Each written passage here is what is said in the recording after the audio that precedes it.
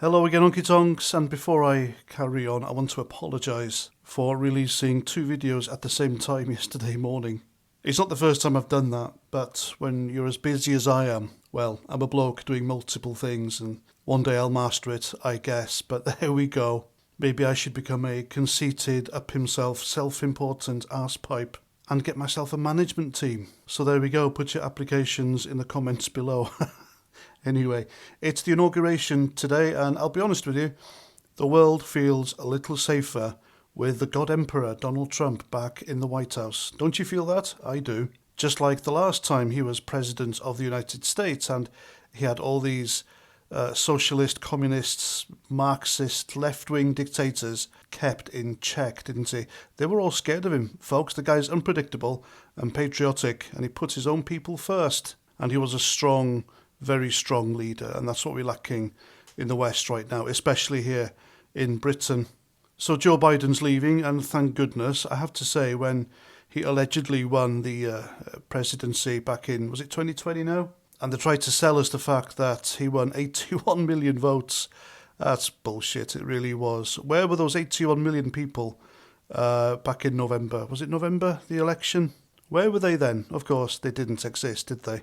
And I remember, as a YouTuber, we all got an email from the creators' management saying we weren't allowed to dispute the victory, the so-called victory of Joe Biden.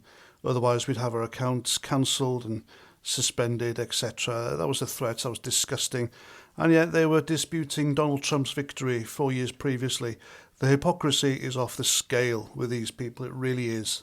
Even Hillary Clinton, years later, she's still disputing the results of the 2016 US presidential election. But there we go. It's okay when they do it to others, isn't it? And you know, in my opinion, after what's transpired a few days ago, I think Joe Biden's presidency, the whole 4 years, it should be null and void. Speaker Mike Johnson confirmed that Joe Biden was never in control and he had absolutely no idea what he was signing away. I mean, the guy signed important decisions, executive orders. He had no idea. He didn't know. The guy had cognitive decline for years, and the Democrats didn't tell anyone. So he was never in charge, really, and he was never of sound mind. So everything he does, it needs to be null and voided, in my opinion. It's not legal, it's not right. Joe Biden was simply mentally unfit to be US president. So there we go, it's President Donald J. Trump once again, and hopefully Joe Biden's going straight to the retirement home where he belongs.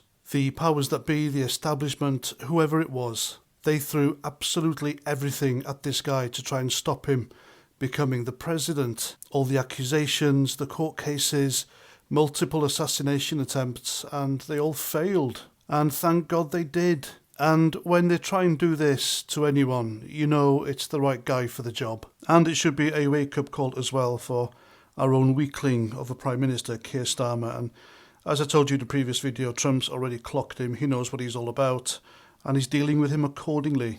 Even before Trump was inaugurated today, he put a spanner in the works of Keir Starmer trying to give away the Chagos Islands. And hopefully there's more spanner in the works to Keir Starmer's diabolical plans in the future, because none of them are beneficial to British people whatsoever, are they? And hopefully with what's happening today, it's the last time we ever hear from Barack Obama and Big Mike. Those two were instrumental in creating a race divide in the United States. They really were. And good riddance to all of them, each and every one of them. They've been an absolute disease on the West the past 4 years. They really have. Oh, and today as well, don't forget, it's the start of the trial of the Southport suspect and Labour councillor Ricky Jones, who really shouldn't be out on bail because what he did was a threat to life. It wasn't a gag. It wasn't a joke. He was serious, and he should be in jail for it, but don't expect him to get any jail time when he finishes his trial, of course. He'll only get a slap on the wrist, given a cup of tea and a present, and told not to do it again because, you know, he ticks boxes, doesn't he? So yeah, significant day for a lot of things, ladies and gents. Keep an eye on what's happening. Do your own digging and come to your own conclusions. That's all I can say.